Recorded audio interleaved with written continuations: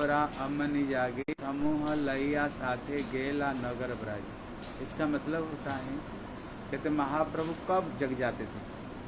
कब जग जाते थे? जब सूर्योदय होता था ना, उसको पहले ही महाप्रभु जग जाते थे। इसलिए बताए चार तरह का स्नान है। कितने तरह का? इसको याद रख लो। एक होता है ऋषि स्नान। बोले ऋषि स्नान किसको कहते हैं? कहते जो ब्रह्म मुहूर्त में जो स्नान कर ले। बोले ऋषि लोग सवेरे उठते हैं ना, ऋषि लोग जल्दी जल्दी उठ जाते हैं, जल्दी जल्दी खाते, जल्दी सोते, जल्दी उठ जाते हैं। ब्रह्म मुहूर्त, बोले ब्रह्म मुहूर्त किसको कहते हैं? बोले सूर्य उदय होने से 1 घंटा 36 मिनट पहले इसको ब्रह्म मुहूर्त कहते हैं। उसी समय जो स्नान करते उसको कहते ऋषि स्नान। और उसी समय कोई स्नान कर लेना, तुम्हारे शरीर में जो बीमारी है वो अपने आप स्नान करते ही आधा बीमारी खत्म हो जाए। आप देख लेना, स्नान करने का साथ हमारी मन पवित्र हो जाते ना। जब तक स्नान नहीं करते तो शरीर कैसे कैसे लगता है, लेकिन जब स्नान कर लो मन क्या होता है? पवित्र हो जाता है। इसलिए उसको कहते हैं ऋषि स्नान। और एक होता है देव स्नान। देव स्नान किसको कहते हैं? बोले देवता लोग कब स्नान करते? बोले सूर्य उदय होने से पहले सब स्नान कर ले। बोले नर स्नान। नर स्नान मतलब जो इंसान है, जीव, इसको स्नान कब कहते हैं? बोले जब सूर्य उदय हो जाए उसी समय में ये लोग स्नान कर देते हैं। कहते एक होता है राक्षस स्नान। राक्षस स्नान किसको कहते हैं? बोले सूर्य उदय होने का बाद जो स्नान करते हैं उसको राक्षस स्नान कहते हैं। इसलिए अभी जैसे अधिक महीना चल रहा है ना, इसी अधिक महीना में 70 नियम बताया। 117 नियम। पहला नंबर है ब्रह्म मुहूर्त में स्नान करनी चाहिए। इसलिए चैतन्य महाप्रभु क्या कहते हैं इसमें? उदिल अरुण पूर्व भागे दिव्य मणि गोरा अमनि जागे भक्त समूह लैया साथे गेला नगर ब्राज। महाप्रभु क्या करते थे? जब सूर्य उदय होता था महाप्रभु उठ करके नहा धो करके अपना भक्तों को लेकर के क्या करते थे? कीर्तन के लिए जाते थे, नगर संकीर्तन। इसलिए जब ढोलकी मजीरा लेकर कीर्तन करते थे। बोले क्यों? बोले जब कीर्तन सवेरे सवेरे जब कीर्तन करते हैं वो कीर्तन ध्वनि जो सो रहे हैं उनको कान में पड़ेगा। सवेरे उठते समय भगवान का जब नाम कान में पड़ेगा दिन भर तुम्हारी अच्छा जाएगा। इतना सवेरा जो होता है दिन भर वही चलता है। सवेरे अगर प्रभु का पूजा पाठ भक्ति कर लो ना, दिन भर तुम्हारी बढ़िया चलेगा, दिन भर तुम्हारी अच्छा चलेगा, कभी उसमें अमंगल नहीं आएगा। इसलिए सवेरे जो आरती करते हैं इसका नाम कहते हैं मंगल आरती। मंगल आरती मतलब क्या? उसको जो देखेगा उसको मंगल ही होगा। जीवन में कभी उसका अमंगल कभी आ ही नहीं सकता है। इसलिए यहाँ पर कहते हैं, कहते उदित तपन हईले अस्त दीन गेलबली हाईवे व्यस्त तबे के न अलस हई नाभज हृदय राज। जैसे जब एक दिन बीत जाता है, सूर्य उदय हुए अस्त हो गए, हम क्या कहते हैं ना, आज दिन चला गया। बोलते हैं दिन आज चला गया है। इसलिए कहते दिन बोले गल हईव अस्त तबे के न आलस हुई नाभज हृदय राज। जो एक दिन चला गया वो दिन क्या वापस आएगा? फिर जैसे हमारा श्वास चला गया, दोबारा क्या वो श्वास वापस आएगा? जैसे अंबानी कंपनी वाले हैं, अगर डॉक्टर उसको बोल दिया देखो इसका अंतिम श्वास है, मानो किसी को तो अंतिम श्वास बोल दिया, उसका परिवार बोले तुमको 4 कोहिनूर हीरे दे रहा हूं, इसका 4 श्वास को वापस ले आओ, ला सकता है? कहते ये मानव शरीर नहीं, ये कोहिनूर हीरे हमें भगवान दिया है। कोहिनूर हीरे भगवान में नहीं, भगवान खुद कह रहे हैं कोहिनूर हीरे ठाकुर ने दिया है। इसलिए एक एक जो श्वास जा रहा है, मतलब हमारी जीवन हमारी बीतते जा रही है, लेकिन ये श्वास की सार्थकता कब है? जब हमारे श्वास में हरि का नाम जप करें, कि हरि का नाम जप करेंगे। इसलिए हमारी भक्ति विज्ञान भारती महाराज कह रहे थे, कोई एक राजा था, राजा का नाम याद नहीं आ रही, उसको घर की कोने में एक बक्स पड़ा हुआ था। एक बक्स पड़ा हुआ था। राजा सोच रहा था ये कौन सा बक्स होगा, ये बेकार बीच में पड़ा हुआ होगा। अभी किसी कारण से वो राजमहल उसको छोड़ कर कहीं जाना पड़ेगा, तो जाना पड़ गया। जब उसको घर में जो आए, बोले ये बक्स पड़ा हुआ है, क्या है? तो उसने जो खोला है ना, उसका अंदर में कोहिनूर हीरा निकला। उसी समय में कह रहे थे कोहिनूर हीरा का कीमत कितना था, और बहुत दिन पहले बोले 500 करोड़ रुपया वो कोहिनूर हीरा का कीमत। कीमत था, लेकिन उसको पता नहीं था वैसे पड़ा हुआ। लेकिन राजा को जब पता चला मेरे घर में एक बक्स था जिसमें कोई नहीं हीरा, जिसको वैसे हम फेंक रखे, तो बोले क्या उसको पूर्वजों ने रख कर गए थे, मतलब वैसे कोने में जिस घर में होता है ना, कभी घर में कोई चीज पड़ा हुआ है, पड़ा हुआ तो पड़ा हुआ है। लेकिन जब उसको पता चला वो फिर आया, बोले भैया कोहिनूर हीरा कहाँ है? बोले कौन सा कोहिनूर हीरा? बोले मिला। बोले आप तो इसको छोड़ कर गए थे। बोले तो घर तो मेरा ही था ना, जो कुछ छोड़ कर गया तो मैं घर तो मेरा था। बोले अभी आपका नहीं है, अब जो छोड़ कर गए। तो उसको शिक्षा देते हैं, इसको उदाहरण देते थे, कहते ये जो मानव शरीर है ना, ये कोहिनूर हीरे हैं। हमको ऐसे लग रहा है अरे इसमें क्या होता है, अरे इससे ही सब कुछ होता है। अब बताओ भगवान का नाम भक्ति और इंसान जीवन छोड़कर कोई कर सकता है? नहीं कर सकता है। इसकी जब जीवन छोड़ जाएगा, माना हमें कोई इंसान, कोई पेड़ जन्म हो गया, नहीं तो हमें कोई वृक्ष जन्म हो गया, हम चाहने पर क्या हरि का नाम ले सकते हैं? क्या ले सकते हैं?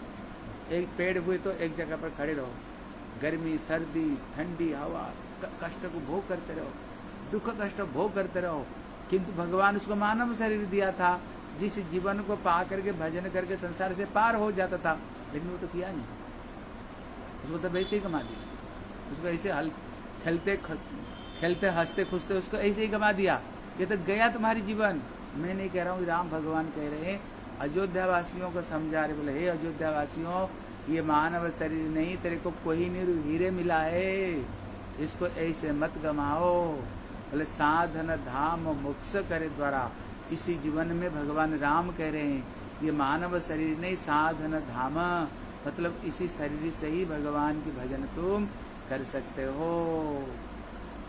लेकिन ये पाई न जई परलोक सवारा, लेकिन ये मानव शरीर तो भगवान दे दिया, लेकिन ये पा करके इसका परलोक को संवारने के लिए, परलोक को सुधारने के लिए जो कोशिश नहीं किया, भगवान कहते भैया फिर तो सर पीटते रह जाओगे, लेकिन भगवान तुम्हें ये मानव जन्म दोबारा तुम्हें और नहीं देंगे। इसलिए यहाँ पर कह रहे हैं कि तो उदित तपन हईले अस्त, दीन बो गलवली हई वे व्यस्त, बोले तबे के न वे अलस हई नाभज हृदय राज। जब खुद कहते भैया दिन चला गया, फिर अलसता क्यों कर रहे हो?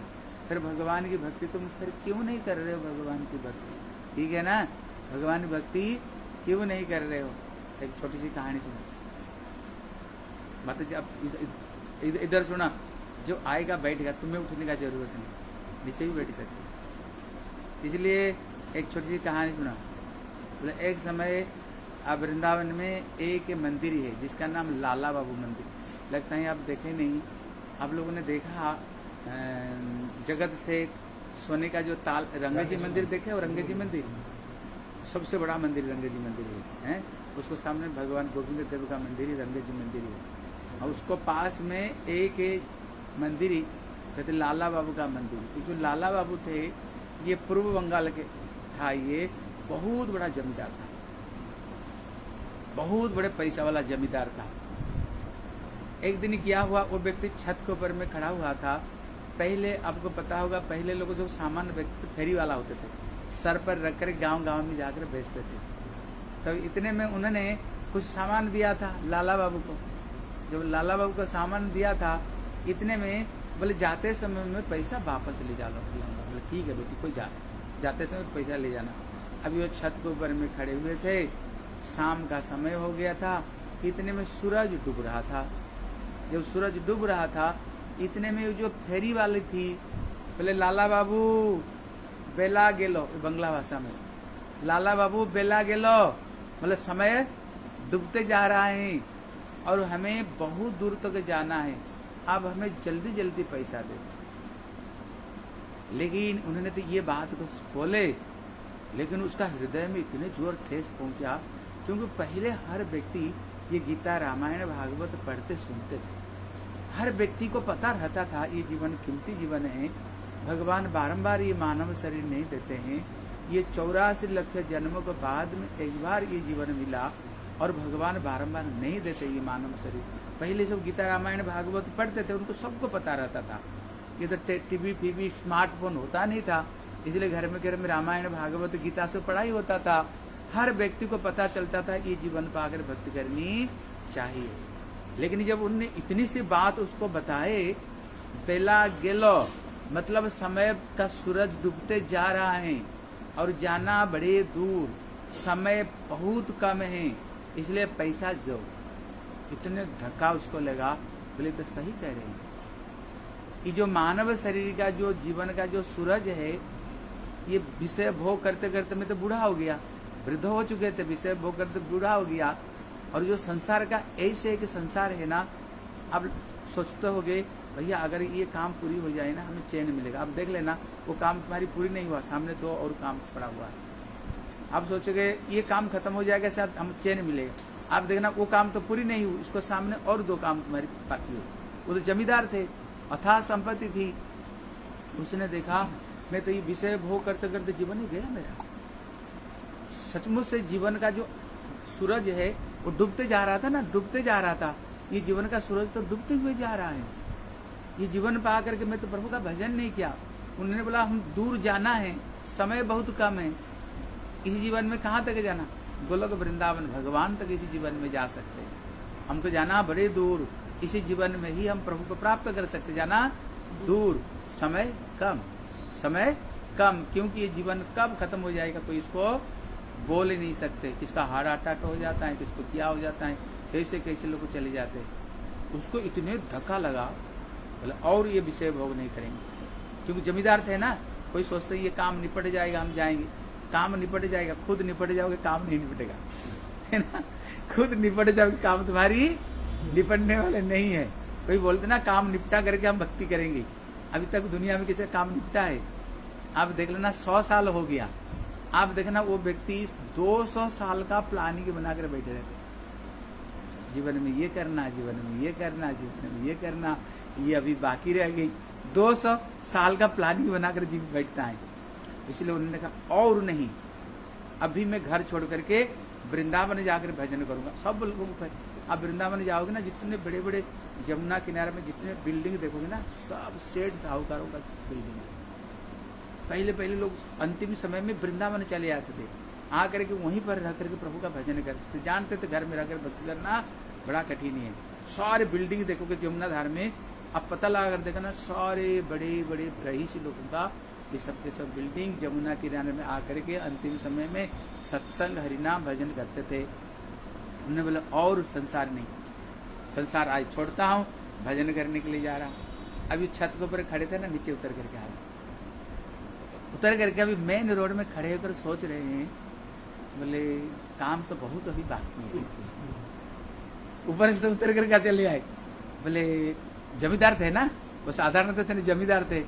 बोले जीवन में और बहुत सारे काम बाकी है, सोचता हूँ ये काम को थोड़ी सी पूरी करके फिर भजन करने के लिए जाऊं, ये थोड़ी बहुत जो काम है। फिर वो सोच रहे हैं कहते काम तो कभी पूरी होगी नहीं, ये काम कभी पूरी होगी नहीं, इसलिए अभी चला जाता हूँ। कभी कभी सोच रहे हैं अभी छोड़कर वृंदावन जा रहा हूँ, कभी कभी सोच रहे हैं नहीं जो थोड़ी बहुत काम है ना उसको पूरी करके जाऊंगा। मेन रोड पर खड़े हुए एक जमादारानी थी, झाड़ू लगा रही। जब झाड़ू लगा रही तो वो बीच रोड में खड़े हुए, बोले लाला बाबू एक तरफ हो जाओ। क्या बोले? लाला बाबू एक तरफ हो जाओ। बोलते सही बोल रही, ये तो सही बोल रही, एक तरफ हो जाओ। अभी तो मैं दो नाव में प्यार रखा हूँ, सोच रहा हूँ अभी वृंदावन जाओ ना बाद में जाओ, ये तो सही कर रहे, एक तरफ हो जाओ। सचमुच से एक तरफ हो जानी चाहिए, और नहीं छोड़े और वृंदावन आ गए। आ करके अभी देखना जो बिजनेस मैन होता है ना, उनको पैसा कमाना आता है। कभी मानो पैसा उड़ रहा है, अभी पकड़ना है, उसको पकड़ना है, पैसा उड़ रहा है उसको पकड़ना है। इसलिए जो बिजनेस मैन उनको पता पैसा कैसे कमानी चाहिए।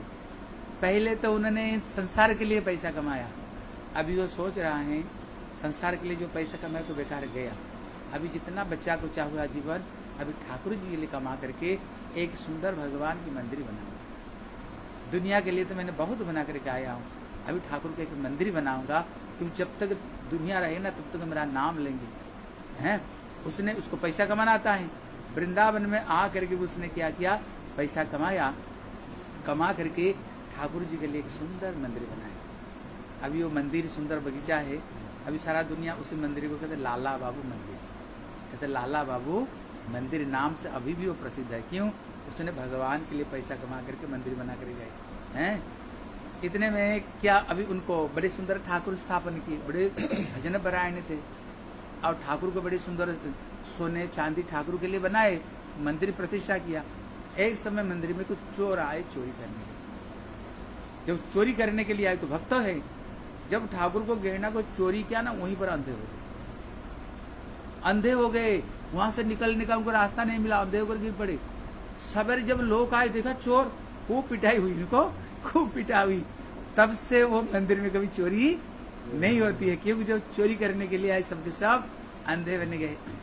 अभी क्या हुआ, अब देखना लाला बाबू मंदिर यहाँ पर, वो पास में जो रंगजी मंदिर, वो मंदिर का एक नाम है जगत सेठ, उसका एक और सेठ था जिसका नाम था जगत सेठ, वो भी बड़ा पैसा वाला था, ये भी दोनों पैसा वाला था। अब देख लेना दोनों जो पैसा वाला होते कभी आपस में लड़ाई होता है। जमीनी जगह तो इनको अब काफी थी, इनकी जमीनी जगह को लेकर बड़े दिन तक लड़ाई, कोर्ट मामला इनके अंदर में जो हुई थी।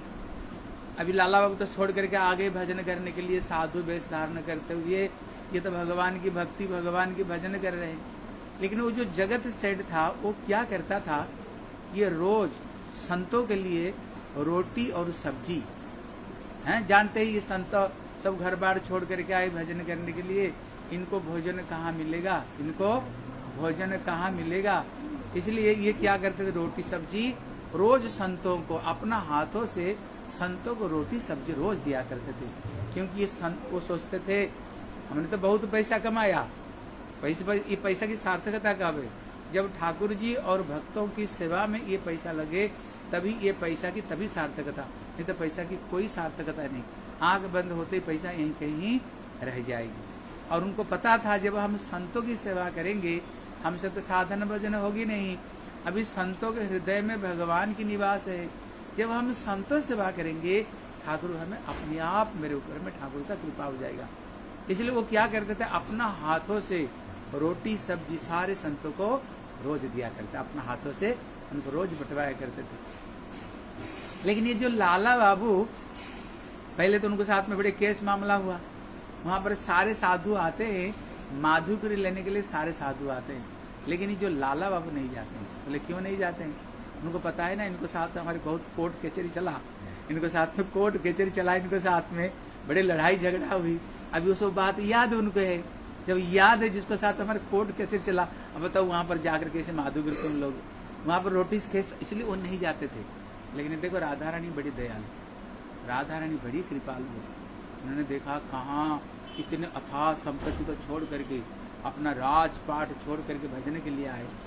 लेकिन भजने के लिए मेरे वृंदावन धाम में आए, लेकिन अभी तक इनके अंदर में अभिमान बैठा हुआ है और इनके अंदर में ये बैठा हुआ, इनको साथ में हमारे मामला मुकदमा हुई है, फिर हम माधुकरी कैसे लेने के लिए जा रहे हैं।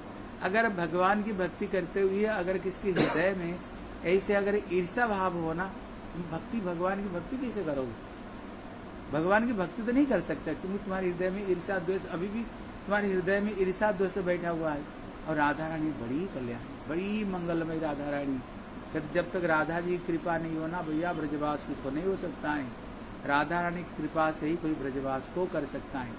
इतने में राधा रानी ने किया कि एक छोटी सी बालिका रूप धारण करते आए। बोले बाबा बाबा, सारे साधु तो वो जगत सेठ पास में जाते हैं, माधुकरी लेते हैं, रोटी सब्जी लेकर भज, तू क्यों नहीं जाते हो।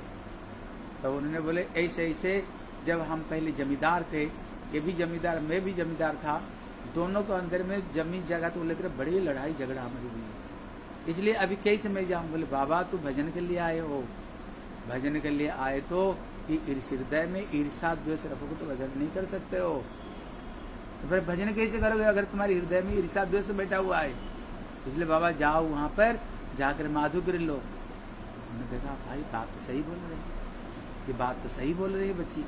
उसने कहा इतने बड़े आदमी, जहाँ पर साधारण लाइन में जो भिखारी साधु लोग खड़े होते हैं, ये स्वयं उसी लाइन में खड़े होकर के जब जगत से इनका जब नंबर आई, अपना हाथों से रोटी सब्जी देते थे। जब उन्हें रोटी सब्जी दिया, उन्होंने जब देखा, अरे लाला बाबू, लाला बाबू इतना जमींदार व्यक्ति जिसको साथ में हमारे इतने मामला मकदमा हुई, आज मेरे पास रोटी सब्जी लेने के लिए आए थे। फिर जब दोनों को देखे ना, फिर दोनों को आलिंगन किया, दोनों को आलिंगन किया, और हृदय में जो ईर्षा द्वेष था ना, सारी ईर्षा द्वेष को उन्होंने हृदय से धो डाले। फिर तो दोनों मिल करके सारी ईर्षा द्वेष खत्म हो गया, फिर भजन करने लगे। लेकिन जो भजन कर रहे थे वो तो बहुत जमींदार थे, उनको शरीर में बहुत कीमती एक चादर था, बहुत कीमती है, बड़ी कीमती उसको शरीर में चादर था, और माधुकरी लेते थे। फिर राधा रानी छोटी बालिका बन करके आई, तो देखो बाबा तुम जाकर माधुकरी लेते हो और तुम इतने कीमती चादर ओढ़ करके, हाँ उस समय बहुत कीमती था, हाँ बोले इतनी कीमती चादर को ओढ़ करके तुम माधुकरी लेने जाते हो, ये शोभा नहीं देता है, ये शोभा नहीं देता है। हमारी संप्रदाय में सनातन गोस्वामी को भी यही घटना हुई थी, जब सनातन गोस्वामी बहुत, वो भी प्राइम मिनिस्टर थे, सनातन गोस्वामी प्राइम मिनिस्टर थे, 10,000 स्वर्ण मुद्रा तो उन्होंने रिश्वत दे करके नौकरी छोड़े थे और वृंदावन में भजन करने के लिए आए थे। ऐसे भजन करते थे, हम तो ठाकुर को दर्शन करने के लिए जाते हैं, ठाकुर उनको दर्शन करने आते थे, ठाकुर दर्शन करने आते थे। इतने बड़े भक्त सनातन गोस्वामी बने, और जब भजन के लिए आए बड़ी कीमती बोट कमल पहनते थे, हैं महाप्रभु बारंबार उसको देखते रहते थे, बारंबार देखते रहते थे। सनातन गोस्वामी समझ गए इतने कीमती कंबल मेरे को ओढ़ना नहीं चाहिए, इसलिए महाप्रभु बोले वैसे तुम माधुकरी लेते हो घर घर में और इतने कीमती चादर को पहनते हुए शोभा नहीं देता है, उनको शोभा नहीं देता है।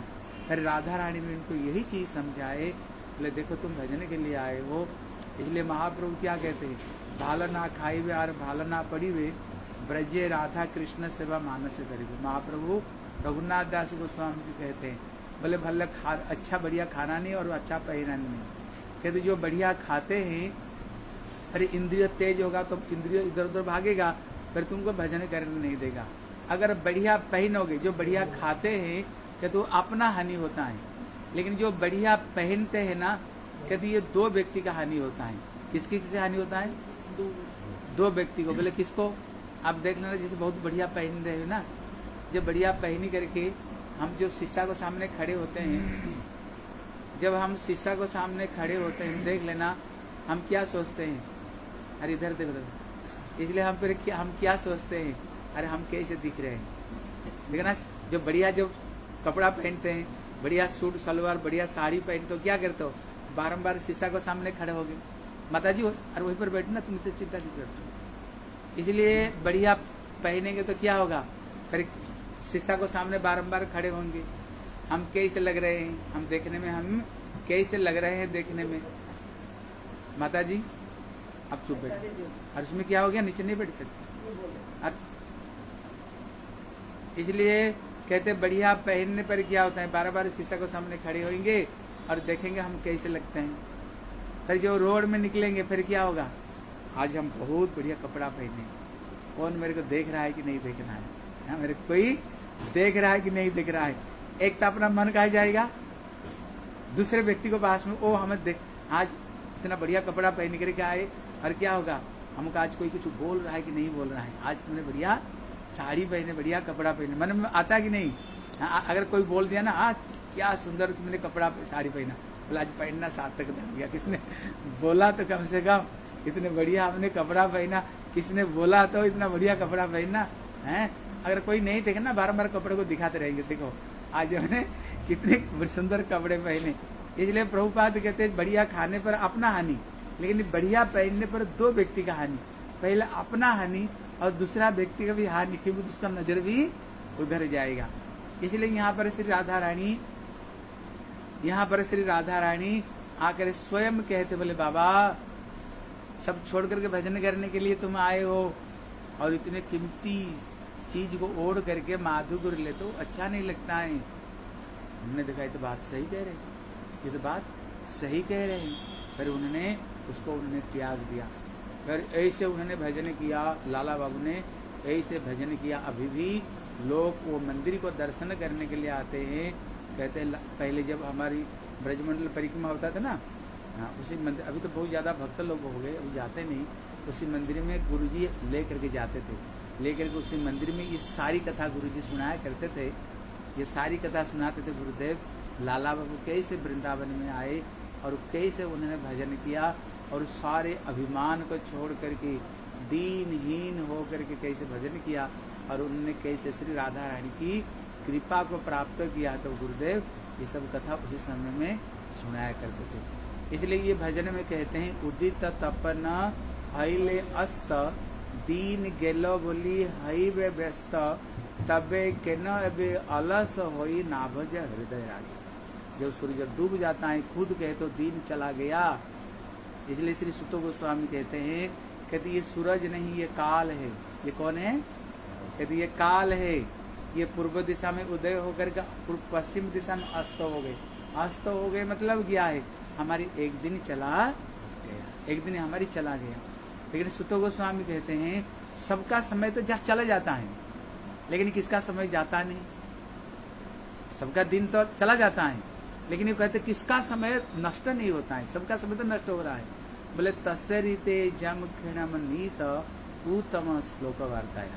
बोले जितना समय भगवान की हम भजन कर देते हैं, भगवान की भजन करते हैं, ठाकुर को सेवा पूजा करते हैं ना, उतना समय हमारी नष्ट नहीं होता और सारे समय हमारी नष्ट हो जाती है। ठीक है ना? देखो एक चीज को गांठ बांध कर रखो। आप बोलोगे तो हम घर गृहस्थी, हम बता रहे थे ना, हम थोड़ी साधु साधु दिन भर माला लेकर बैठेंगे। आप तो यही बोलोगे ना, आप कहते 24 घंटा भजन करो समय नष्ट नहीं होगा। कहते माला लेकर बैठने का जरूरत नहीं और सब छोड़ने का भी जरूरत नहीं। कल सुन रहे थे ना, जितने भागवत में कथा से गृहस्थ ही कथा है। परीक्षित महाराज गृहस्थ थे, अम्बरीश महाराज गृहस्थ थे, ध्रुव महाराज गृहस्थ थे, प्रहलाद गृहस्थ थे। बहुत साधारण व्यक्ति नहीं। अम्बरीश महाराज राजा नहीं। आप पढ़ कर देखो, संपूर्ण पृथ्वी को पर राज्य तो कर रहे थे। युधिष्ठिर महाराज राजा नहीं, महाराज चक्रवर्ती राजा थे। प्रहलाद महाराज, अम्बरीश महाराज, सब महाराज को कथा है। वो साधारण व्यक्ति कथा वहां पर नहीं है। लेकिन ये सब के सब घर में ही रहते थे। ये कोई घर छोड़ कर जंगल में कोई साधु संत नहीं बन गए, लेकिन वो घर में रहते हुए भी उनका जितने सारे चेष्टा थी ना, भगवान की सेवा, सब कुछ भगवान की सेवा के लिए। आप परीक्षित में आप अम्बरीश महाराज की कथा आज आई, आप देखो पृथ्वी को पर राज्य तो करते थे, लेकिन क्या करते थे? कितना बुद्धिमान थे। बोले वो क्या करते थे? मंत्रियों को देकर राज कार्य करा लेते थे। लेकिन जो भगवान की भक्ति है ना, किसको करने नहीं देते थे।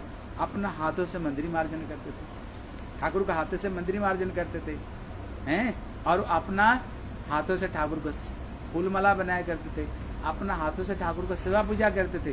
वो भी तो कोई नौकर रख सकते थे, पैसा राजा है नौकर रख सकते थे, लेकिन नौकर नहीं रखे। बोले क्यों नहीं रखे? नौकर तो राज कार्य के लिए नौकर रख लिया, बोले सब काम होता रहेगा। लेकिन जो भगवान की भजन है, भक्ति है, इसी जीवन में भगवान की भक्ति होगी और इसी जीवन में ही प्रभु को पा करके चिरकाल के लिए परम शांति, परम आनंद प्रभु के पास में जा सकते हैं। इसलिए 24 घंटा ठाकुर को सेवा पूजा में लगे हुए थे। भगवान इतने प्रसन्न हो गए, इतने प्रसन्न हो गए थे। ठाकुर ने क्या किया? राजा है, कभी कभी दूसरा देश का लोग आक्रमण कर लेते हैं, करते हैं ना। भगवान अपना सुदर्शन चक्र को भेजा। बोले सुदर्शन, ये दिन भर मेरा भजन पूजा पाठ करता है, तू जा करके राज्य को, उसको राज्य को रखवाली करो। सुदर्शन चक्र उसको राज्य को रखवाली करता था। जब दुर्वासा ऋषि आए, कथा आती है ना, जब उन्होंने उनको बोले द्वादशी का दिन, जब दुर्वासा ऋषि आए, बोले बहुत अच्छा दिन आया है। संत आए, संतों को भोजन करा के आज हम प्रसाद ग्रहण करेंगे, जाओ नहा करके आओ। जब देर हो गया, इतने में उन्होंने देखा समय तो बीतते हुए जा रहा है, पारण का समय तो खत्म हो जाएगा, फिर फल नहीं मिलेगा। ब्राह्मण का परामर्श से थोड़ा पानी ले लिया। दुर्वासा जी को पता चला तो इतने क्रोधित हो हुए, बोले मेरे को निमंत्रण करके कि साधु को तुम भोजन कैसे कर लिया? उखाड़ करके जटा को जो पटक दिया, इसको मार दो। राक्षस प्रकट हुआ, लेकिन सुदर्शन चक्र स्वयं उनका रक्षा करते थे। चक्र स्वयं प्रकट हुए, राक्षस को खत्म कर दी। और दुर्वासा जी को पीछे ऐसे उन्होंने भगाया उनको। ये गृहस्थ, दुर्वासा त्यागी जोगी, वो गृहस्थ है। लेकिन यहाँ पर शिक्षा देते, अगर जितने हम त्यागी हो, गृहस्थ हो, जो जहां पर रह करके जितना भजन कर रहा है उतना बड़ा है। वो जहां पर, इसलिए कहते गृह हो त्यागी हो भक्त भेद नहीं। वो त्यागी हो नहीं तो गृहस्थ हो, भक्त में कोई भेद नहीं। जो जहां पर रह करके जितने ठाकुर को भक्ति पूजा कर रहा है ना, समझो वो उतना ही बड़ा है, उतना ही महाप्रभु का भक्तों को देखो ज्यादा गृहस्थ से। और कैसे महाप्रभु की सेवा कैसे करते थे, महाप्रभु की भक्ति कैसे करते थे, कितने महाप्रभु की भक्ति सेवा करते थे हैं। इसलिए सुदर्शन चक्र ये त्यागी उनको ऐसे खदड़ा करते ले गया। ब्रह्मा जी को पास में गए, ब्रह्मा जी रक्षा नहीं किया। उनने शंकर जी को पास में गए, शंकर रक्षा नहीं किया। उनने वैकुंठ तक भी गए, भगवान भी रक्षा नहीं किया। बोले मेरे भक्तों को चरण में तुमने अपराध किया, जिधर कांटा फूटेगा उधर से ही निकलेगा, माफी मांगना। इसलिए दुर्वासा जी कहते हैं आज मैंने भक्तों का महिमा को देख लिया, सचमुच से मैं कहाँ इतने जोगी, कितने अभिमान मेरी थी, इतने बड़े ज्ञानी मैं हूँ, लेकिन भक्त का महिमा आज मैंने देखा, भक्तों में कितने महिमा। इसलिए क्यों अम्बरीश महाराज क्या करते थे, राजा होते हुए भी ठाकुर को सेवा पूजा अपना हाथों से करते थे। अभी पहले राजा लोग बहुत शादी करते थे, उन्होंने एक नया दुल्हन लाए, नया बहू घर में बहू आई, जब बहू आई अभी, लेकिन अम्बरीश महाराज तो सारा दिन ठाकुर को सेवा पूजा करते थे। अभी वो उसको साथ में मिलने के लिए नहीं जाते थे। अभी वो सोच रही है मेरे को नई शादी करके लाए, कम से कम दिन पे पूछे तू कैसे हो, तेरे पास में साड़ी साबुन क्रीम और तुम्हारे पास में कुछ है कि नहीं, कभी तो पूछे कम से कम। लेकिन हम पूछते नहीं, ये करते हैं क्या। एक दिन छोटी रानी देखने के लिए आई, ये कर रहे हैं क्या। हमने देखा एकदम सवेरे सवेरे उठ जाते हैं और पहले अपना तिलक लगाते हैं। राजा अगर तिलक लगाते हैं द्वादश अंग में, तिलक लगाकर गुरु मंत्र जप करते हैं और अपना हाथों से जाकर मंदिर साफ कर रहे हैं, ठाकुर का बर्तन धो रहे हैं, ठाकुर का अपना हाथों से श्रृंगार करते हैं, ठाकुर को सेवा पूजा कर रहे हैं और भगवान का कीर्तन हरिनाम करते हैं। उसने देखा वो राजा सारा दिन भजन करते हैं ना, इसलिए उनको समय नहीं मिलता है हमारे साथ में मिलने के लिए। उसने सोचा अगर मैं भी दो हाथ अगर बंटवा दूंगी तो राजा को थोड़ा समय मिल जाएगा, फिर मेरे से थोड़ा मिलेंगे। वो एक दिन पहले देख लिया, उसने क्या किया, राजा उठने से पहले उठ गए, उठ करके सब देख लिया था राजा क्या करते हैं। वो आकर के पहले मंदिर को साफ सुथरा कर दी, साफ सुथरा करके ठाकुर जी के लिए फूल की माला बना दी, चंदन घिस दिया, ठाकुर के लिए फूल ला करके प्रसाद बनाकर रख दिया। जब रख लिया इतने में राजा जब उठे, अपना तिलक आनी करके आए ठाकुर को सेवा करने के लिए, देखा सारे सेवा रेडी है, कुछ करने का जरूरत नहीं। अगर हम होते खुश हो जाते, आज बढ़िया हो गया, आज हमें करना नहीं पड़ेगा, है ना, करना नहीं पड़ेगा। लेकिन यहाँ पर कहते हैं देखो भगवान की सेवा में बड़ा आनंद है, भगवान की सेवा में बड़ा आनंद है। देखो जैसे पत्नी ने बढ़िया रसोई बनाई है, बढ़िया रसोई बनाई पत्नी, इतने सुंदर रसोई बनाई, अपना पति को खिलाई। अगर पत्नी अगर अंगुल को चाट चाट कर खाए, अब खूब पंचे मुंह में भरना कर क्या तुमने रसोई बनाई है, जैसे रसोई नहीं अमृत है। आप देखना खाने वालों को जितना आनंद होगा ना, बनाने वालों को उससे ज्यादा आनंद होगा। अरे होगा कि नहीं, हाँ कि ना। मतलब आज रसोई बनना, इसलिए तुम्हारे जो घर में बेटी रसोई बनाती है ना, आकर मेरे पूछती महाराज आज रसोई कैसे बनाए, रसोई कैसे बनाए, कहते बहुत तुमने बहुत बढ़िया सब सीख गई। इसलिए जो बनाती है ना कष्ट करके, उसको पता है हमें कितना कष्ट करके बनाते। अगर दो थोड़ी मीठी बोली बोल देना क्या होगा, वो खुश हो जाएंगे। इसलिए कहते हैं अगर पत्नी को हाथ में बढ़िया खाना ना, खूब प्रशंसा करो, डायरेक्ट निंदा मत करो, अरे तुमने क्या नमक नहीं दिया, मिर्च नहीं दिया, नहीं बोलनी चाहिए, बोलनी चाहिए बहुत बढ़िया बनाया, लेकिन अगर थोड़ी सी और नमक होता तो अच्छा होता, लेकिन बनाया तुमने बहुत बढ़िया। डायरेक्ट निंदा नहीं करनी चाहिए, ठीक है ना, अगर उनको हाथ में बढ़िया खाना तो। इसलिए भगवान की सेवा में बड़ा आनंद है। अभी अम्बरीश महाराज ने देखा मेरी सेवा को छीन लिया, देखा ये छोटी रानी ने, इस सारे सेवा को छोटी रानी ने किया। राजा तो बिगड़ गए, बोले तुम मेरी ठाकुर सेवा करने का तुमको क्या जरूरत है, अगर तुम्हारी इच्छा है ना सेवा करने की, बोलो ना, तुम्हारी घर में भी एक ठाकुर मैं स्थापन कर देता हूँ। बोले राजा हमारी घर में भी एक ठाकुर स्थापन कर दो। तब कहते वो ठाकुर का नाम केशव देव, जो मंदिर में स्थापन किया ना, वो केशव देव भगवान को उन्होंने उसके मंदिर में स्थापन कर दिया। अभी देखो माताओं को अंदर में एक विशेष गुण, क्या गुण जानते हो, गुण ये है जो लड़के लोग पुरुष लोग क्या करते कि पैंट एक कुर्ता पहन लिया, इतना हो गया, जितने सारे श्रृंगार सजना धजना सब किसके लिए, अब दुकान में जाओ सब माताओं के लिए है ना, ये चाहिए वो चाहिए वो चाहिए, सब माताएं श्रृंगार करती है, इसलिए उनके अंदर में उनके लिए, इसलिए वो सजती है, इसलिए वो क्या करती है, ठाकुर को बड़ी सुंदर श्रृंगार करती है, बड़े सुंदर सजाती, क्यों, खुद सजती है ना, उसको पता है कैसे लगानी चाहिए तिलक, कैसे अलका, कैसे गले में कैसे नेकलेस पहनानी, उसको पता है। अब राजा इतने दिन से ठाकुर को सेवा कर रहे थे, लेकिन एक दिन राजा उसको घर, पत्नी को घर में गए, ये ठाकुर को सेवा कैसे करती है, क्या देखा, क्या गजब का श्रृंगार उसने की थी। राजा इतने खुश हो गए, बोले तुमने तो कमाल कर दिया, मेरे को तुमने फेल कर दिया। इसलिए हम जिस दिन पहले आए ना, तुम्हारी ठाकुर को देखा बड़ा सुंदर ठाकुर का श्रृंगार, हमारे ब्रह्मचारी लोग खुश हो गए, बोले भैया ठाकुर का श्रृंगार किसी ने किया, बोले कल्पना दीदी ने किया है, बोले वाह बड़ा सुंदर श्रृंगार किया। इसलिए राजा तो इतने खुश हो गए, इतने खुश हो गए, खूब बाबा दिए। अभी राजा किसी रानी के घर में नहीं जाते, कहाँ जाते हैं, छोटी रानी के घर में जाते हैं, कैसे ठाकुर को श्रृंगार करती है। अब ये दूसरे रानी ना कानाफूसी शुरू हो गए, बोले राजा तो पहले किसको घर में नहीं जाते थे, अभी छोटी रानी के घर में खूब नंबर लगा रहे, हाँ खूब उसको घर में रोज जाते हैं, क्या बात है। तब उन्होंने दासियों को बोले देखो तो राजा क्या करने जाते हैं। दासियों ने आकर के देखा, वो रानी से मिलने नहीं जाते हैं, वो मिलने जाते हैं ठाकुर को सेवा देखने के लिए, ठाकुर जी को सेवा, कितने सुंदर सेवा करती है उसको देखने के लिए जाते हैं। और रानी जितना जब देखा है ना, रानी की झुंड आ गए, बोले महाराज हमारी घर में भी ठाकुर स्थापना कर दो, हम भी ठाकुर को सेवा करेंगे।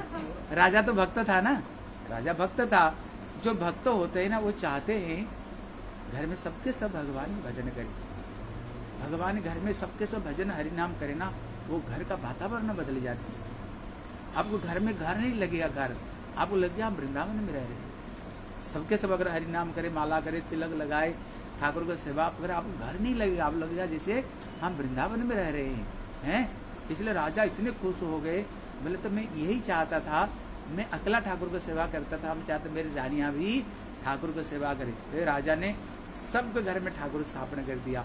अब इनकी कंपटीशन लग गया, क्या कंपटीशन, कौन कितना ठाकुर को सुंदर सजा सकते हैं, और जो जितने सुंदर सजाते हैं ना ठाकुर, राजा उसको उतना ही प्रशंसा करते हैं। हाँ देखा, और एक चीज समझो, हमारे विश्वनाथ चक्रवर्ती ठाकुर को उदाहरण देते हैं, ये चीज को दिमाग में बैठा लो। आप देखना अपना शरीर को, आप जितने सुंदर अपना शरीर को सजाओगे, सजा करके शीशा को सामने खड़े हो जाओ, आप देखना शरीर को जैसे सजाओगे परछाई अपने आप सज जाएगी, परछाई को सजाने का कोई जरूरत नहीं, अपना शरीर को सजाओ, परछाई अपने आप सज जाएगी। मतलब क्या है, कहते मूल कौन, बोले ठाकुर जी, ठाकुर जी।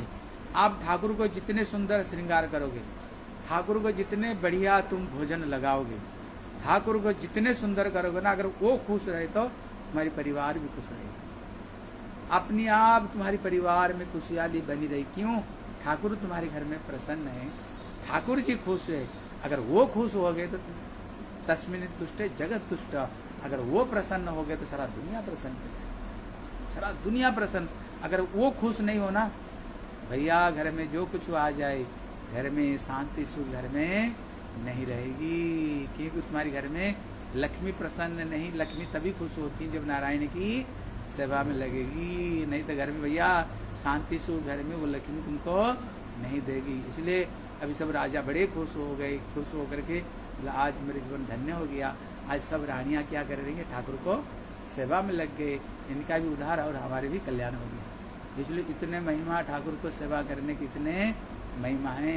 जैसे तुम्हारे घर में तुम्हारी जो काम करती हो, उनका नाम क्या है, कृष्णा। देखो चैतन्य महाप्रभु, चैतन्य महाप्रभु जब श्रीवास पंडित घर में जो नृत्य कीर्तन करते थे, देखो उसका भाग्य देख लो, ठाकुर को सेवा कितना भाग्य से होता है।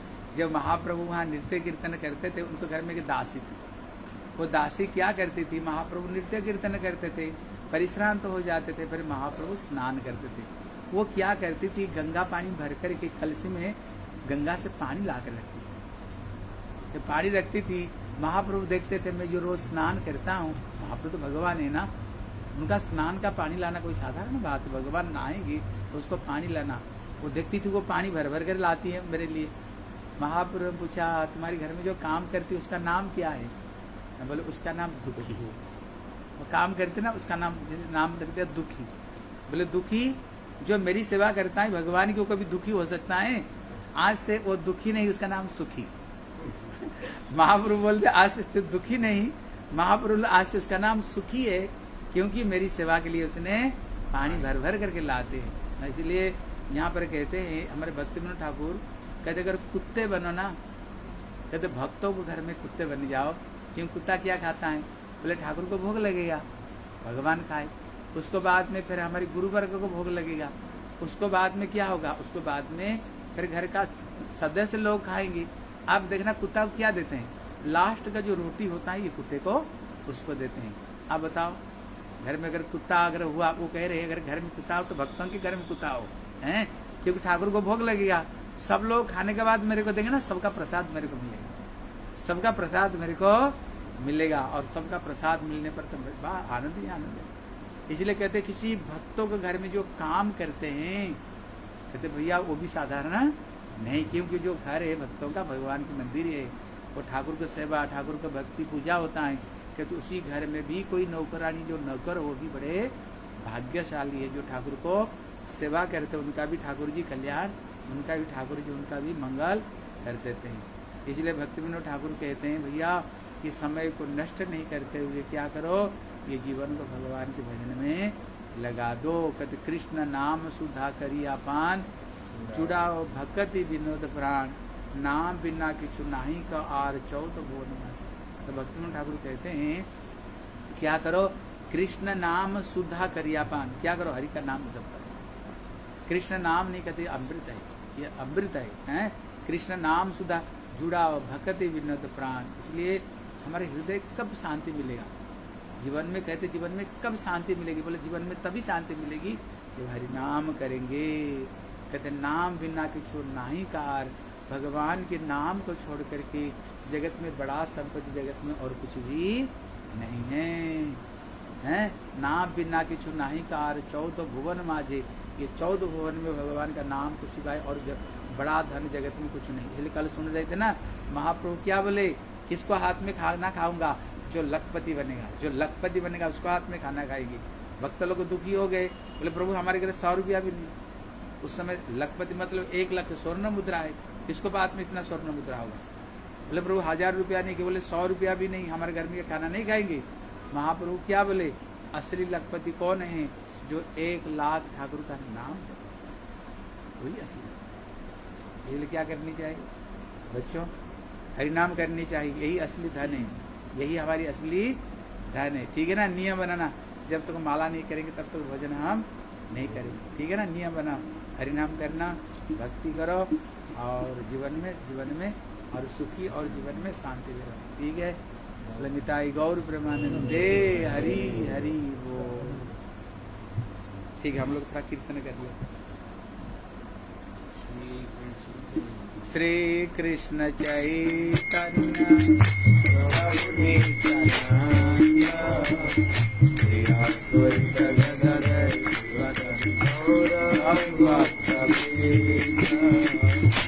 श्री कृष्ण चैतन्य प्रभु नित्यानंद,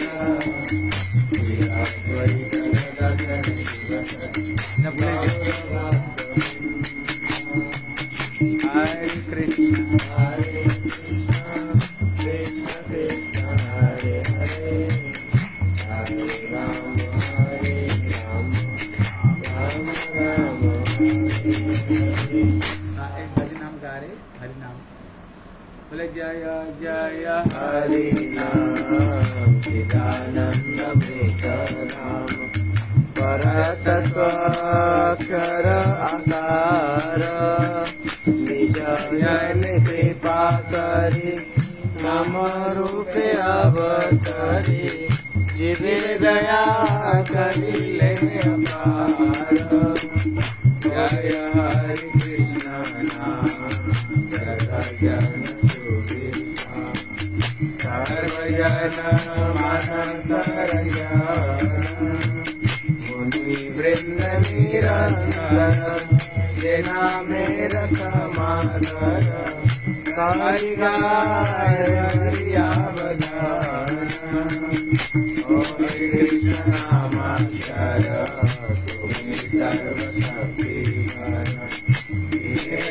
कल्याण वितरणे तुम्हाबिन भव सिंधु उधारित नाही नंदु आज्ञाच उदाहरणे आप जीवे दत्त तुम्ही सब करत फैलाय तुम्हारे द्वार जागे यदि को न जन हरे बिना किंचन नाई देखी अन्न प्रतिकार तव शब्द बुद्धि उग्रताप दूरेगा लिंगभंग अनायासे भक्ति विनोद जय हरि नाम जय पढ़ाई दुआ हरि नाम जय हरि नाम जय हरि नाम जय हरि नाम जय हरि। जगन्नाथ का अष्टक अगर तुम्हारे पास हो निकाल लो।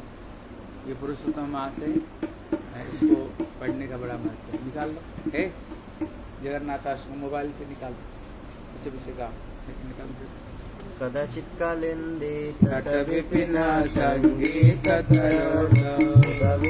हरि बदन कमला स्वाद मधुप शंभु ब्रह्मा मरपति शासित पद जगन्नाथ स्वामी नयन पथगामी भाव तुम्हें भुज सर्व वेणु शिरसि शंकति साठे दुलन प्राप्ते सहचरि कटाक्षं विवदत् सदा श्रीमद् वृंदावन वसति लीला परिचय जगन्नाथ स्वामी नयन पथगामी भाव तुम्हें आमोद क्षीरे कनक रुचिरे नील शिखारे वदन सदान्त सहज बल भद्रेण बलि सुभद्रा मध्यासा सकल सुर सेवावसर जगन्नाथ स्वामी नयन पथगामी भाव तुम्हें कृपा परवार सजल जलधर श्रेणी रुचिर रमाणि राम पुरदमलकंठेरु सुरंद्र राजा श्रुतिगण शिखा गीत चरित जगन्नाथ स्वामी नयन पथगामी भाव तुम्हें तथारूढ़ गच्छन् प्रतिमिलित भूदेव पटल श्रुति प्रादुर्भाव प्रतिपद मोपा कर्ण सदैव दया सिंधुबंधु सकल जगन्नाथ सिंधु सुराय जगन्नाथ स्वामी नयन पथगामी भाव तुम्हें परम ब्रह्म पीड़ा कुवलय दल फूल नयन निवासी नीलाद्रो नीत चरणो नंद शिरसि रसानंद राधा सरस पूरा लिंगन सूप जगन्नाथ स्वामी नयन पथगामी भाव तुम्हें नवयति राज्यं न च कनक माणिक विभव नयते रम्या सकल जन काम्यांबर वधु सदा काले काले प्रमथपतिना गीत चरि जगन्नाथ स्वामी नयन पथगामी भाव तुम्हें हरतम संसार दुष्टधर्माणां सुरपते हरतम पापानां जितमिमपरं यादवपरं अवदीननाथ नीत चरणो निश्चितमिदं जगन्नाथ स्वामी नयन पथगामी भाव तुम्हें जगन्नाथाष्टकं पुण्यं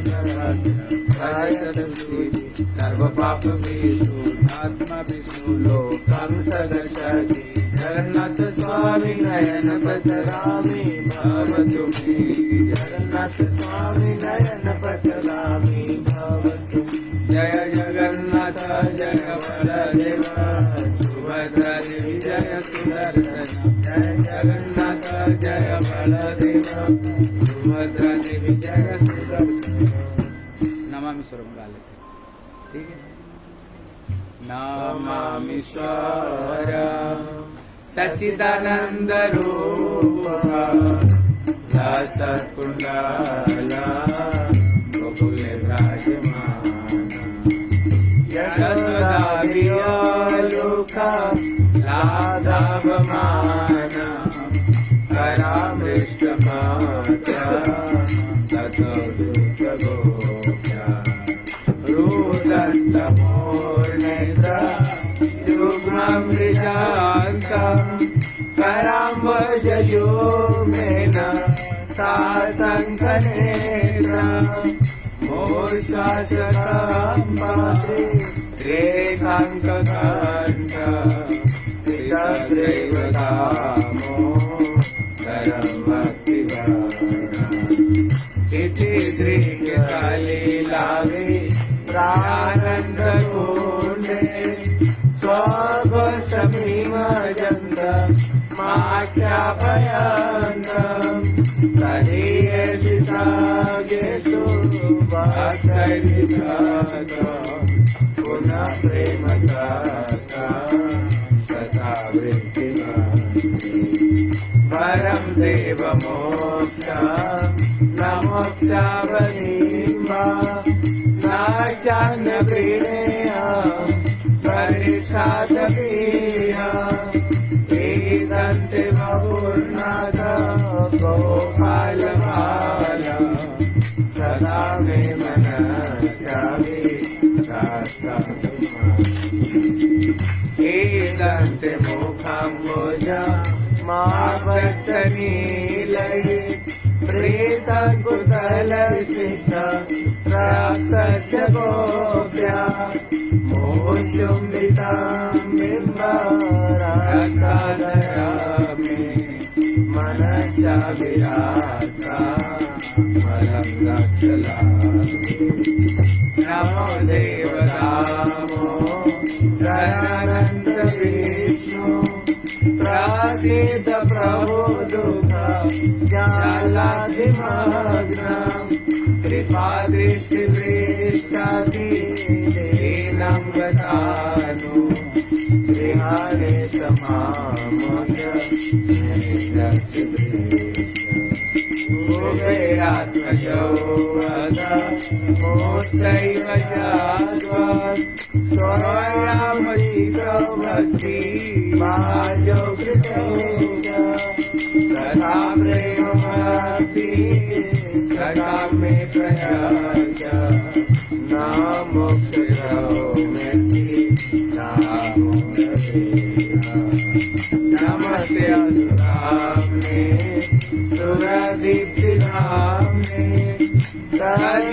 तदियवरायत विश्वस्य नाम्ने नमो राधिकाय तदियप्रियाय नमो नन्दलीलाय देवाय नमो राधिकाय तदियप्रियाय नमो राधिकाय तदियप्रियाय नमो नन्दलीलाय देवाय राधा दामोदर राधा